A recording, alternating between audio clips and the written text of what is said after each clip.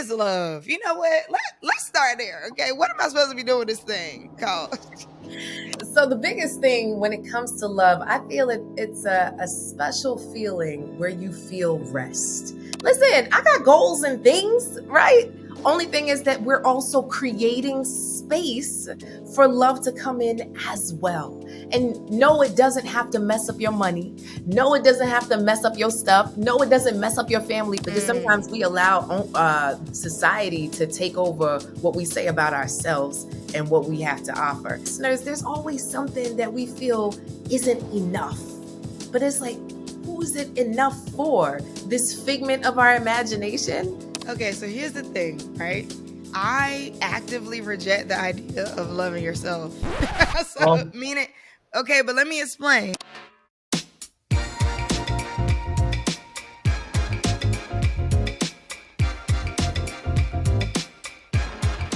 I am here with Coach Cash. She's an intuitive love coach and an all-around amazing person. She is your go-to. I don't know if you like the word guru or not, so maybe I should lay out for that. But it's a little tricky when you call people gurus. Some people like it, some people don't. I'm here for But it.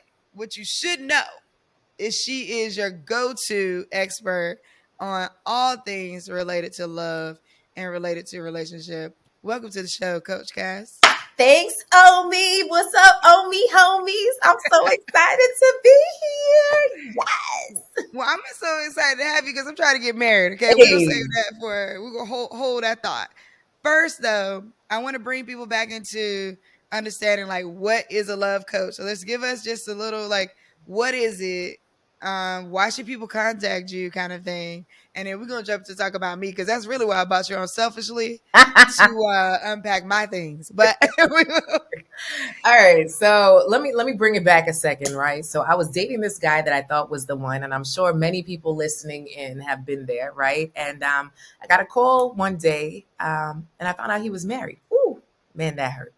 And my heart shattered into a million pieces, and I started this journey of learning what love was. And I realized that the relationships around me, the people around me, were not teaching me good things. And so I became a student of love. And that's how I found out about this whole new world of love coaching. So I ended up becoming a love coach after I got married, had my beautiful baby, all that good stuff. And what I find is, as a love coach, my focus is helping you to create the love that you desire, starting from the inside out. So having a partner is not the end all be all, right? Because sometimes, society says if you ain't got somebody, blah, blah, blah. I believe that you are a whole wanted woman as is, but it would be nice. okay. To have somebody fabulous next to you. And when you have a love coach in your corner, just like you have a business coach to help you get to the next level in your business, your love coach helps you get to the next level in your love life. Does that make sense? That makes a lot of sense. And I work with Coach Cass, and it was really revealing to me some of the exercises that we did for me to actually like comb through some of my behaviors and some of my past. And I've kept a lot of that in mind to this day. And also, like from a business perspective, I just got to give you your flowers because I don't know how you do it, but I mean, for the entire year, I was done. I was done with my sessions. My sessions was over, but for the whole year, she's sending me T-shirts, bracelets that say I'm a wanted woman, cards on every holiday.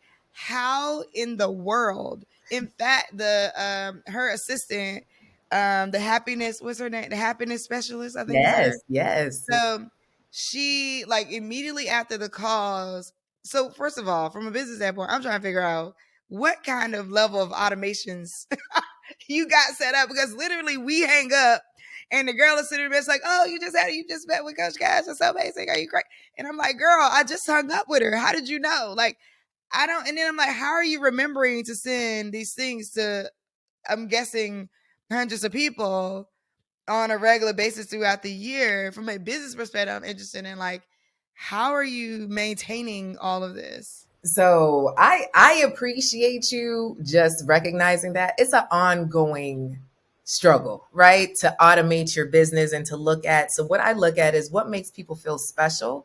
And I try to do those special touch points. And it doesn't cost me much, or it doesn't cost me anything to help you feel special. So whether you've been a client, you are a client, you're a future client, my whole intention is that when you interact with our brand, you feel like you matter and you're not just a number. Because I have been in those programs, I have been a part of those things where you just feel forgotten. And I want to be the opposite of that. I want you to feel exactly what I preach, like a wanted woman.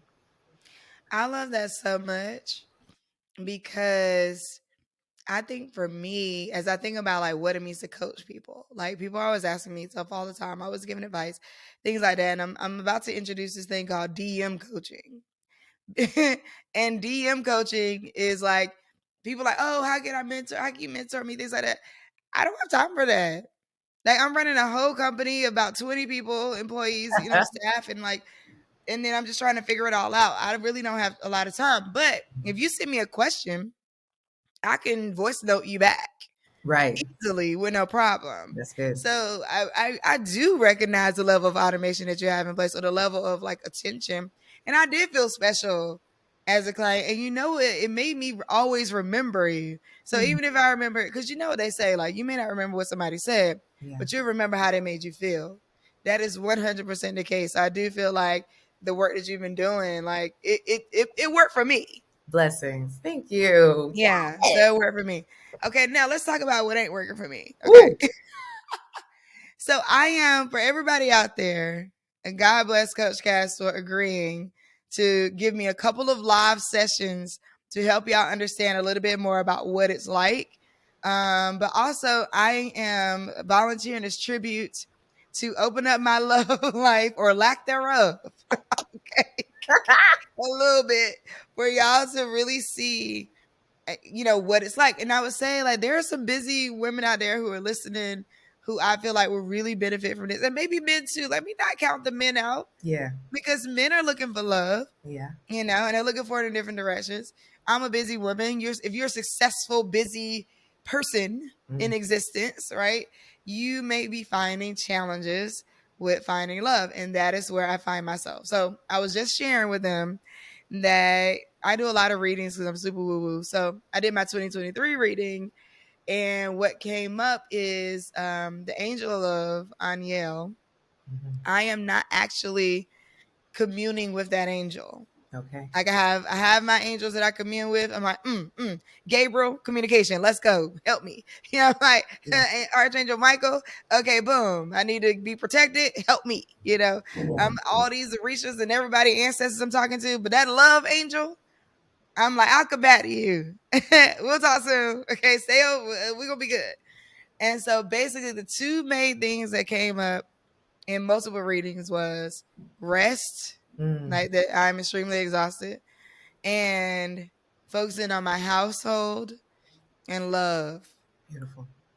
So like really opening up, and love not as a person, right? Because I think you said something there where you're like, love. What is love? You know what? Let's start there. Okay, what am I supposed to be doing this thing called? So the biggest thing when it comes to love, I feel it's a special feeling where you feel rest, and it feels Mm, like a small piece of heaven. Like it feels like a sanctuary. So when you say you don't have the rest, that is love to me. Being able to love on ourselves. Oftentimes we talk about nails and hair and cute outfits, but really we're so much on the grind that we're not even loving ourselves, right? So I think there's a big part of this that is truly intertwined, right, Omi? So when we're looking at love, how do we love ourselves, and then give that to others? How do we give, right, from that proverbial proverb talking about give from your cup? How do you give from an empty cup, right? Really being able to look at, all right, how do I shut it off? Because you're driven and you have ideas and you have emails and you have Slack and you have things to do. You have trips to do. You have books to write. You have tours. You have new hair color. Like it's just so many things. And I get it. I'm there with you, right? Even as a married woman. And that's the spell I want to dismiss. The myth I want to dismiss is just really being able to look at the fact that you and I are the same. The only thing is I also have an amazing husband, right? And that's it. So too many times I say, oh, but coach, women say, oh, Coach Cass, I'm so busy. I got my next goal. I got my next thing. Listen, I got goals and things, right? Only thing is that we're also creating space for love to come in as well. And no, it doesn't have to mess up your money. No, it doesn't have to mess up your stuff. No, it doesn't mess up your family when it's the right person for you. Okay, so here's the thing, right? I actively reject the idea of loving yourself. So, Oh, meaning, okay, but let me explain. What I mean by that is I feel like it's such a commercialized, cliche thing that people say to make you buy mhm, products. And I'm not saying that's what you're doing, but I'm just saying that, like, when people say it, I just immediately don't identify with it. mhm, And part of it is because when we talk about love feeling special, and I think this is what I'm about to say is something I feel like a lot of busy, successful people don't get to say out loud, is I feel special when I'm working. mhm. When I'm kicking ass, accomplishing, winning awards, you see me on a billboard, I feel special. I feel Right. special as a mother. Like I feel Yeah. special. Yeah. And I think that like that's often not a space that we get to. In fact, the challenge is I feel more special with my head down doing work Mm, than I feel looking for a partner. Like I mhm. feel more loved when I am accomplishing, when I have scored a big funder, when I have gotten more people to trust me, when I've created impact in the world, when I've literally changed a woman's life. I feel more special doing that than I do in meeting dudes who, and I'm not saying that like one thing against the other because I think it's all fluid, but I mean, I feel more special than when it comes to relating to maybe the people of the opposite sex or in a romantic sense. So you said three different I do. things there, though, right? You said loving yourself is commercialized, but what you went into was comparing your accomplishments at work to your accomplishments in love. That's three different things you just brought up. So the loving yourself is still on the table because sis still needs to rest, right? You said it, right? So at the end of the day, I don't know if you saw Best Man Final Chapters, I but did. literally Jordan practically passed out because she was working 24/7. And I have had moments like that, like, yo, I really can't see right now because I've been staring at a screen so long, but I just need to send this one more email, right? So a part of it is kind of like this FOMO that we have going on, that we need to get that next thing done, and we're not listening to our bodies. And as a human, we need to learn to replenish our bodies and take the time to rest. And I'm talking to you as I talk to me, right? I did my yoga today, but that's today. Right. I don't know if I'm gonna keep it up, how we all do this thing, right? So really being able to look at, what is my body saying? What is this headache that I have right here? I literally have a headache right here. So I have my glass of water. Am I drinking it? This is how much water I've drank for the day. So literally, I don't feel like I'm always loving myself optimally, which is a separate conversation from feeling special in our work and feeling special in attracting a mate. Yeah, you don't always feel special with attracting a mate because there's a lot of rejection there. But then there's also a lot of rejection at work, but somehow they don't affect us the same. They don't. And I don't know the houseway. I don't know. Like it's like they it does not affect us the same. And I think work feels a little bit more concrete. Mm-hmm. So it's like you believe, let me say believe, that like you just got to keep pushing forward because it's gonna like I don't know, it's gonna pull over. And there's a different metric like by which you're measured by, Yeah. right? Like if you are measured aesthetically, like, oh, you are a woman with, there's a lot of finite things attached to being attractive that don't feel like you can always work on them, or sometimes working on them so hardcore is a self of a act of self-deprecation, right? Whereas like you're not actually helping yourself, you're like hurting yourself to look away for another person. I am a 41-year-old woman with 3 kids with short hair and a full body, Mm-hmm. right? There is the reality is, and you and I've kind of had this conversation about like matchmaking. Like there's a reality here that's present. Now at work though, I have a lot more things I could change a little quickly. Yeah. Like if you like, oh well, you didn't show me enough impact. Okay, bet. Let me just go, find all the things and grab the impact and bring it back to you. Let me refine my presentation. Let me refining my presentation for work means I spend a few hours on a computer. Refining my presentation for work, for love in a romantic sense, has felt like trudging against the grain, which is why we need your help. You know what I mean? I get it, right? So I'm going to tell you this. I have a client that had 3 kids, single mom that got married this past summer, right? So it is not unheard of, right? Full figured, fabulous as she is, right? So I think that there are many things to unearth here as to what society says and then what Omi says, right? Because sometimes Mm. we allow society to take over what we say about ourselves and what we have to offer. Like, I am desirable, right? And somehow society says I'm undesirable because I have chin hair. Whatever the thing is, whoever's listening, we all have that thing that makes us feel undesired. And I just encourage us to look at, well, who said that?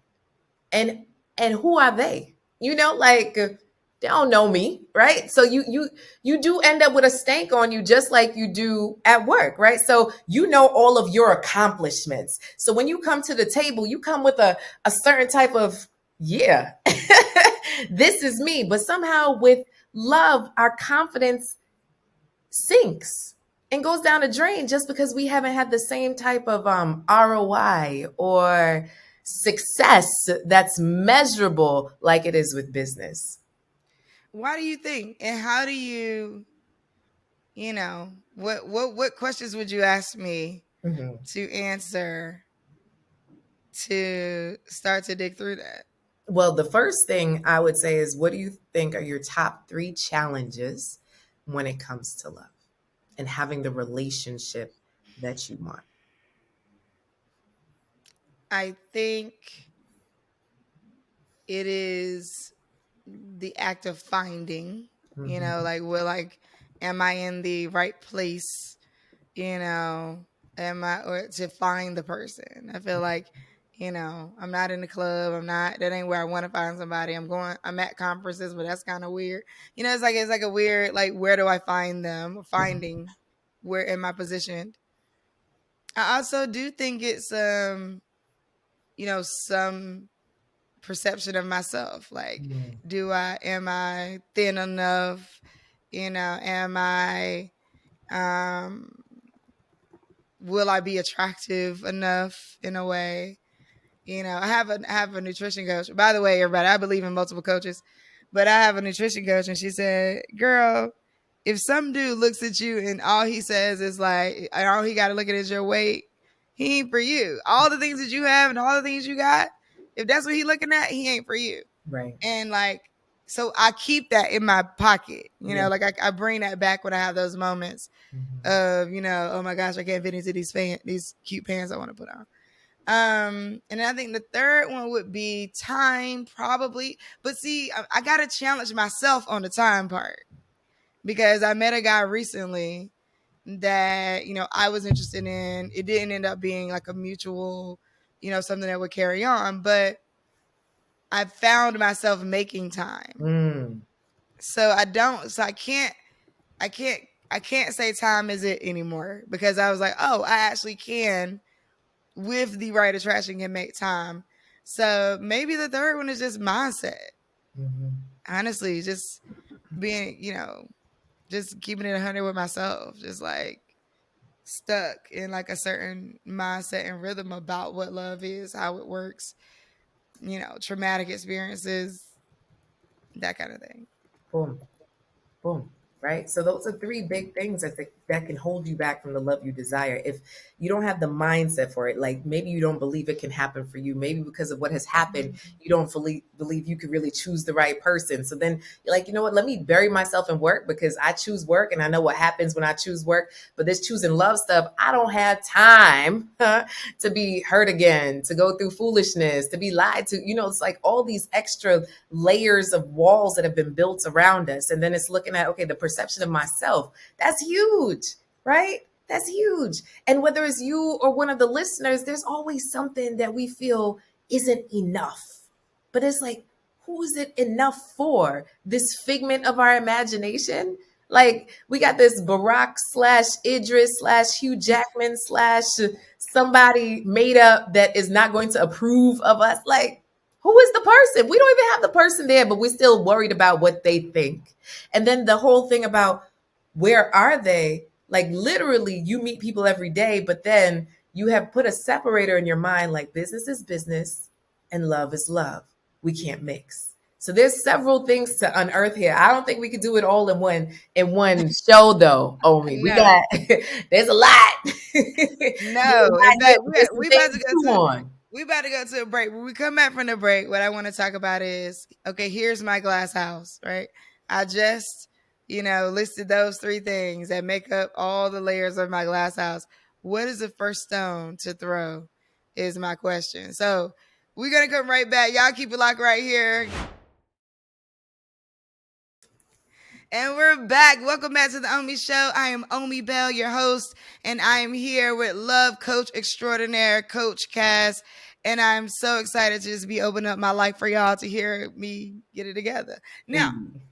the question I asked for the break is, these three things: mindset, belief in, and maybe not being able to find anyone, and self perception. I mean, belief in where would I find them? Like trouble, where would I feeling like I can't find them? Where would I find them?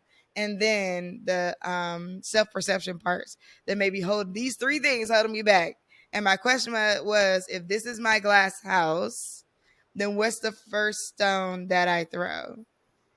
So, sis, I I have been teaching this for over a decade and helped thousands of women with this. And what I call the number one thing you need to change your mindset is your love vision. And I've coined this love vision because so many times we talk about our vision boards and the vision we have for ourselves. And usually that vision is around work and about how much money and where you want to live. We've added in travel plans, since the panoramic pandemic, right? Like everybody, we outside, right? Which Afro Beats party, Afrochella, all the things. But we forget that love is something that we need to have a vision for. What I realize, right, Omi, is often what we look at is, are they like my ex? I don't want to go through what I went through the last time. Oh, this one's a little bit better. Like even though we are women with goals, goal setters, goal diggers, GOLE. Oh, GOAL. I can't even spell. Lord have mercy. So when we're looking at the goals that we have, I believe your love life needs goals as well. And to have a vision of not what you want to find, but how you want to feel, right? And we go through this. We have a challenge that we do. It's a 4-day challenge where we walk women through, is it's free, right? We walk women through their love vision and how to create that visually and mentally so that when somebody comes in front of you, you got a clear vision of what it is that you're seeking. What I know for a fact is that we have a figment of our imagination. It's kind of like this cloudy person and we're worried about what this cloudy person thinks. So here we come together to get clear. So that's my step one for you is to create your love vision. It will help. Clarity is everything. I know for a fact when you started your business and when you started doing everything that you're doing, it came with a vision. Then there came the plan, but you had to have a vision first. I used to have a quote on my website that says the ROI on clarity is confidence. Mm, So I love the idea of a love vision challenge. Okay, tell me a little bit about where do I sign up? yes. And like you said, it's 4 days. What's the Yes. dates? And will there be more love vision challenges throughout the year? Okay, so I need everybody to sign up for this one, right? So lovevisionchallenge.com, right? So it's lovevisionchallenge.com. That's where you sign up. So if you miss it, it's January 16th through the 19th. Then you could join the waiting list for the next time we do it. Now, I don't know when we're going to do it again, so you need to get it now, right? So January 16th through the 19th, VIP, you get a bonus day. But for those who are free, you get 4 days of me where we get to hang out and I walk you through this process to really get that clarity to then get your confidence back, sis, when it comes to love. Ooh, I love that, Omi. Yes. Okay, I'm gonna join. I'm gonna join the Love Vision Challenge with Coach Cass, and we'll come back and we'll talk about how I feel about it after Yes. how it went. Yes.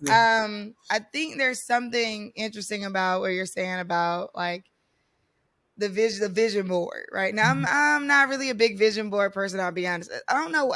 As we're talking about, damn, I'm so anti. But the I didn't realize I was this person, but Please write these things down. I know. Like, I need to make a note. Like, why am I so anti? What is going on? It's my dad. It's my dad in me. But ultimately, the reason why is because I don't like the idea of putting other people's things, or like things like because you usually like, oh, I want a car. You know, the people put like a car they find in the picture in the magazine, and it's like, I want that car. I feel like that's limiting in a way. So Mm, that's why I don't do vision boards. It's just because I feel like wanting a car and I want that car limits me to like evolution of what I'm trying to go. Like maybe I get it, maybe a better car comes. Like maybe I want a sports car. I want a better car though, and a better car come. Like and then like, did I lock myself into having that car? So I mm. think like from vision board standpoint, I don't know about the Love Vision Challenge, but Well, I let me okay tell you, right? So okay I after a bad breakup, I created a love vision board, right? And I had it up in my kitchen, right? So I live by myself, so it didn't matter where I put it, whatever, it's my house. And I remember dating this guy, and I was cooking one day. Doesn't happen very often, but I was cooking. And he came to the doorway, and I looked at my vision board, and I looked back at him. And I looked at my vision board, and I looked back at him, and I started crying. This man said, "What is going on?" Like he gave me the biggest embrace. And I said, "You're him. That man today is my husband, right?" Like, no, the love vision wasn't the only thing that helped that get there, but that was the kickstart in terms of the clarity. And he did wear shirts just like the guy in my vision board. He did. You know what I mean? They didn't look exactly alike, you know what I mean? But at the end of the day, like there was huge similarities of what was on my vision board and then who the man was. Even with my wedding, okay? Even with my wedding literally to the T was I am a vision boarder, right? Because there's something about visual. I have a feeling that you have a whiteboard somewhere that you write stuff on. Am I lying? no, I have a whiteboard right to my left, a Oh, big is there some things written on it one. about There's what some you things written on it. do and get done and There's all the some things things? on it. There's some things on it. There's a lot of things on There's a lot of things on it, right? So you're a visual person. I'm gonna just leave that there. it. Yes, I would. I'm a visual person. Yeah. I think. Okay, so I think this is interesting. I'm gonna take a chance because listen, if you always do what you always done, you always get what you always gotten. And one of my big things, and I know it's shaping the conversations that I'm having romantically, is I never want to like somebody more than they like me. Ah, Like I have run into the most terrible experiences not being able to properly align. Wait, do you are you so like I so for me, I want to be concrete. I'm like, look, do you like me or not? You know what I mean? Like I just want to make sure because like if I'm talking to you every day, I got a lot of stuff to do in my life. Like hmm, there's no need for me to talk to you every day. yeah, So if I'm talking to you every day, I got questions. Do you like me or not? And I know that there's like people who will be like, oh, but is he responsive to you? Yeah. Is he, does he answer every time you got? Yeah. But that's real normal. Like a lot of men that are my friends or, people that over time, it doesn't always equate to attraction. right. So I concretely want to know. But how Like, early is this question though, Omi? I mean, give me like a month. If I talk to you every day for a month, then Okay. I got questions. And it's not like after a week, like I'm Yeah. sensible. I'm Yeah. reasonable. That's not bad. I you asking someone if they like you. Now, mind you, Andy and I, Andy's my husband, we had been dating for like a month and a half. and it was Valentine's Day. And this man gave me like a cornucopia of flowers, you know, like the ones that you give like your dead auntie. And I was just like, what is this? He was like, oh, this is the friendship bouquet. I said, what? He's like, because we're friends. I said, what kind of foolishness, but we'll Friendship. play with it. Like I'm gonna play with it. I gave him the 90-day, I did. But but there took some time for him to overcome his own stuff. Like, yo, I really like her. And he really had no words for it for like 3 months. It was actually his family members that were like, hello, what y'all doing? What's going on? They started applying the pressure because they loved us together. So in the meantime, we just really were enjoying each other's company. So I think a part of it is not really finding out if they like you, but I really want us as women to choose, do I like them? Because too often are we waiting to be chosen? And I know that's what society says. The Bible says, man findeth the wife and all this stuff. Yeah, yeah, yeah. But at the end of the day, I choose. I'm the one that chooses. So I also need you to figure out through these conversations, is this somebody I see myself with? And if you say no, then it's time to go, whether they like you or not. Like we also need to make that decision in and of ourselves. And if there's really still a question, if they like us, then a part of it is like, I want it to be easily known. So if this person isn't easily trying to make it known, is this person really for me? And I make that decision, me, outside of them. Yeah, I don't think it's that black and white, right? So, Mhm, like, I hear you 100%. mhm, So, I would say in this particular instance, I already knew that I liked him, but let's go a step further yeah. in terms of like the idea of settling, Ah. right? So, like, I knew that I liked him.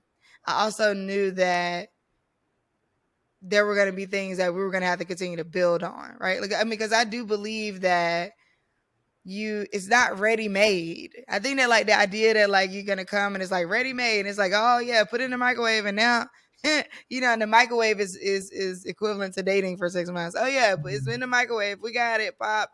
You know what I mean? It's good. I don't believe that. I think that you're gonna meet somebody and you're gonna build on the next thing of who you are. So I would say like I already knew that I liked him. I already had to ask myself, with the quirks that I know about at this moment, are they quirks that I'm willing to work with? mhm, Like are these, different things that I think are cool or honest, or a person that is coachable or open, and that is what the things that's important to me. Like you might not immediately be like the bomb.com. You might not be every single piece of what I'm quote unquote looking for. There may be things about you I don't even know I'm looking for right. yet that you showed me. And I'm like, oh wow, I didn't even know I needed somebody this consistent, or I didn't even know I needed somebody that speaks, that handles, love in this way. I didn't even know I needed these things. I'm like, okay, cool, yeah, bet. So I also think people come as expanders, Mhm, and maybe that's just what it is. But I probably do cut things off super early. Like, cause I'd be like, I'll do a tester question like, hey, blah blah blah, and it's like no to that. It's like, okay, thank you, I really appreciate this time we spent together. the interview is over. Yeah, I really appreciate this time we spent together. I think you're an amazing person. I think you're great. And email me if you need anything.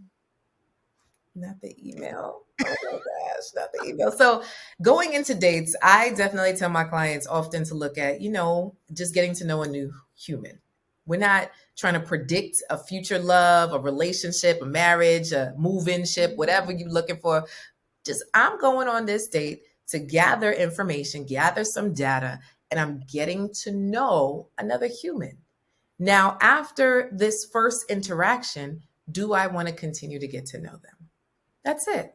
And then it's like, okay, third date. All right, am I feeling an attraction to this person? Because sometimes first dates can be real awkward and, everything messes up. So, you kind of give them a little, right? And then you're like, okay, am I attracted or am I repulsed? If you're repulsed by the person, run, right? Because that just ain't gonna work. But if you're like, okay, there's an attraction here, maybe I don't think he's the sexiest man alive, but maybe we could work on some things. Okay, so let's see.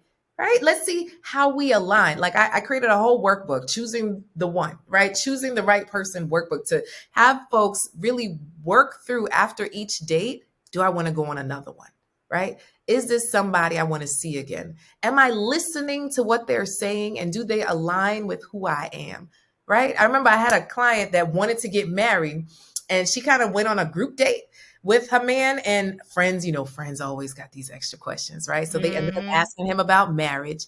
And he said, it's a piece of paper, if that happens, whatever. And so this is the woman that I was coaching is someone that's like Catholic and, believes in like, let's go Ah. get married, the sanctity, all the things. So I'm like, y'all don't align, right? Like, let's take a very simple look. Mm. If you are looking for the covenant of marriage and he's like, it's a simple sheet of paper that I don't need, that don't go together.